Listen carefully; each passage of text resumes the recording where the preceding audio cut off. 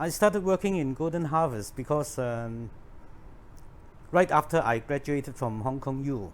Actually, at that time, Raymond Chow, the boss of Golden Harvest, has a brother, Anthony, and Anthony is my teacher from primary school to middle school. And when Raymond Chow started Golden Harvest, he wanted some executives who have never worked in the film business before. So his brother approached me and asked if I would be interested to try. I said, why not? And then after an interview, I was in the business. What? When we were doing Dragon Lord, I was head of production for Golden Harvest, meaning that I have to be involved from nothing, from zero, until from everything is completed. So in terms of script and production, everything, I was involved quite a lot.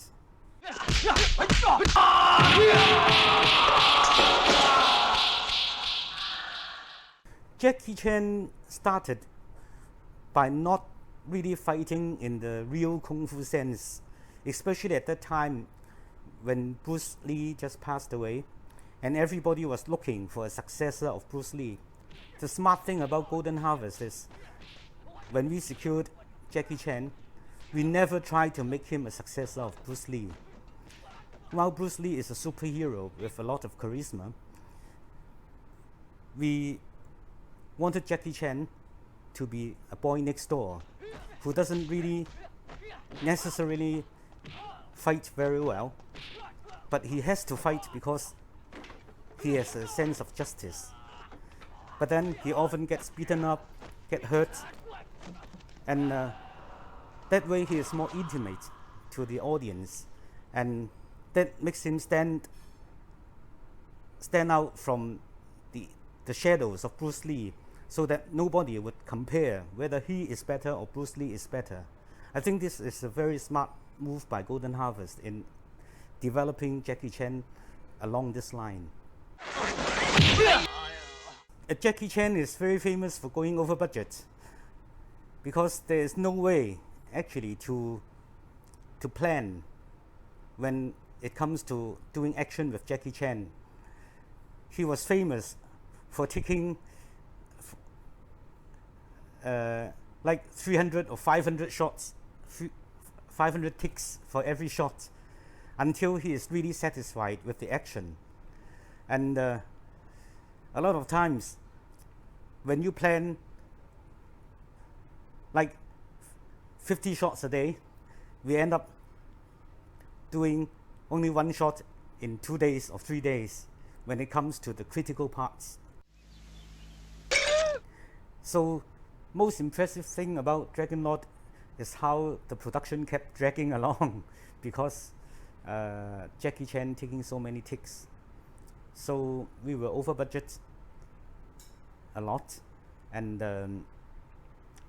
over schedule. Actually, we spent about double the time that we originally scheduled.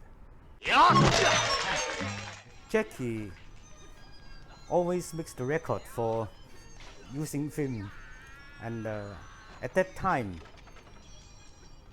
an ordinary film would use like 60,000-70,000 feet, but for Jackie we always budget 200,000 feet.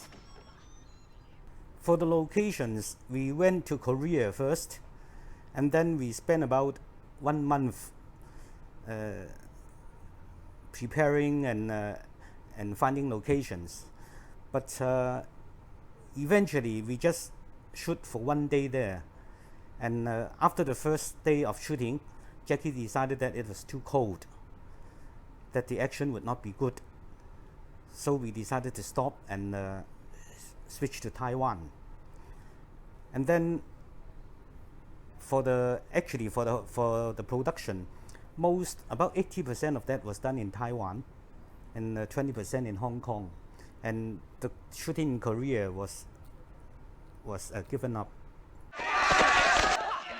Jackie is famous for getting hurt and getting other people's hurt because he always tried to think of new and strange ideas, and all different types of actions to work for the ending. And yes, it was really chaotic, and a lot of people got hurt. For the shuttlecock sequence, it lasted for, I think, about 2 weeks. The trouble with Jackie is he always wants real action, and also long sequences of real action, and that is why you have so many takes for every shot.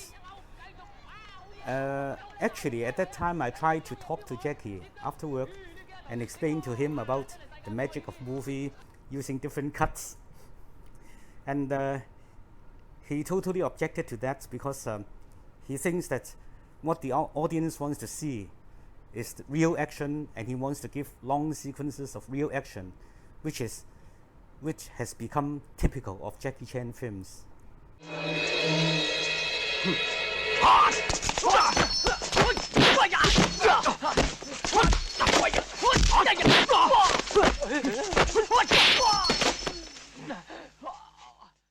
Wang Yanjik is a Korean who is a superior in Hapkido, and he doesn't speak a lot, but he is always very focused in his work.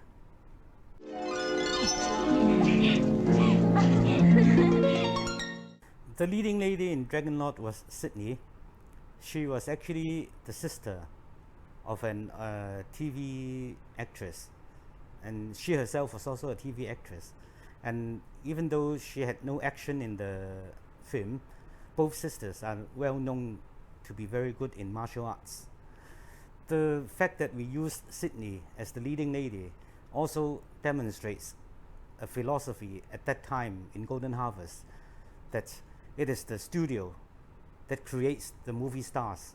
So we kept trying to use different people to recruit more talents into our camp. Of course, Sydney didn't do much after Dragon Lord because she got married.